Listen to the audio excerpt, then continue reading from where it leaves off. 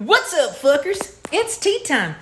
And a terrible day to have eyes. Because today we have an evolutionary dead end. It's National Geographic supermodel and divorcee, Miss Moisture-Free Marjorie, who answers that age-old question, what would it look like if a Neanderthal fucked a Palomino pony?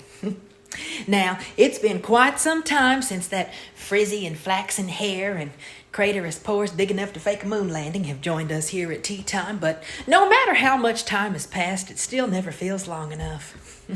Now, if you're unfamiliar with this Paleolithic politician, she's a depraved delinquent, aggressively Caucasian, and a goldmine for a mental health care specialist, complete with facial STD protection. She could make a concrete sidewalk soft. She's a member of Congress, a mother, an ex-wife, and a homemaker for a home in which you may find a human head boiling on a gas stove. She's the epitome of being a Republican, needs more filters than a pack of Newports to take a good photo, and wants to ride Donald Trump like a coin-operated horse outside of a supermarket. Palominos love baby carrots. Recently, Washington's yeast infection has expressed some grievances she's had since she joined Congress. She says the job has made her miserable, and we all know misery loves company because you've got us all right there with you. She said she doesn't get to go home and spend much time with her family and friends. Because of the demanding job. I wonder what keeps her so busy. This is Ocasio confession right there. Alexandria Ocasio-Cortez, I'm an American citizen. I pay your salary through the taxes that you collect from me through the IRS because I'm a tax-paying citizen of the United States. You need to get rid of your diaper and come out and be able to talk to the American citizens instead of us having to use a flap, a little flap. It's kind of like hers. It's kind Sad.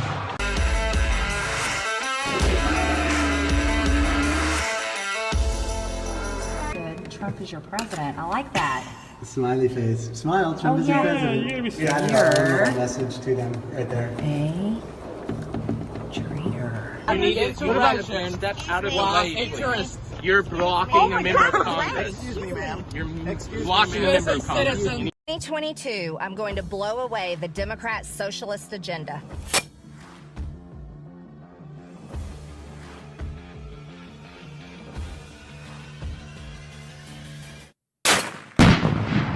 Well, whatever it is, it certainly isn't helping the American people.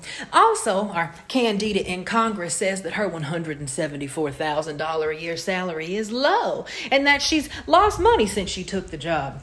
It happens. God lost money when he made you. He needed several building permits before he could make your nose. Now that's tacky. That being her $500 ivory fur trim alpaca wool coat she wore to the State of the Union address. Can't imagine why she's losing money. Candida DeVille's coat was meant to highlight the president's lack of comment on the balloon during his State of the Union speech. I mean, she could have just gotten a balloon and walked around Capitol Hill with it. Oh, wait, she did that before the State of the Union. The State of the Union where she heckled Joe Biden by shouting things like, liar, secure the border, and China is spying on us through her unhinged mandibles.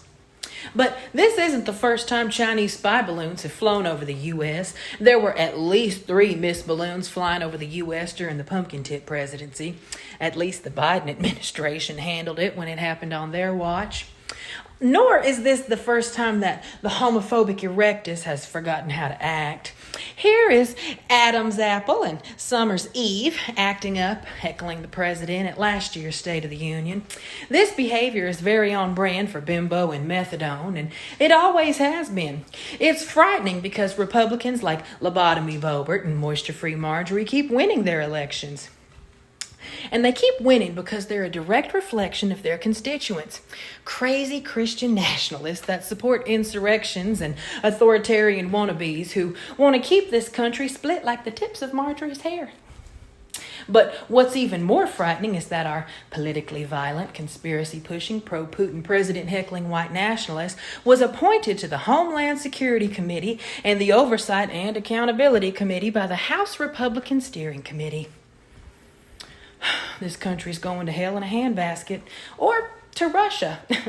Forget the Chinese spy balloon. There's already something white and filled with hot air that supports Putin in Congress. But we'll talk about that next time Marjorie comes to visit. I want everybody to have a great fucking day and wait a minute. If you're here, who's riding that 7-headed dragon in the book of Revelation?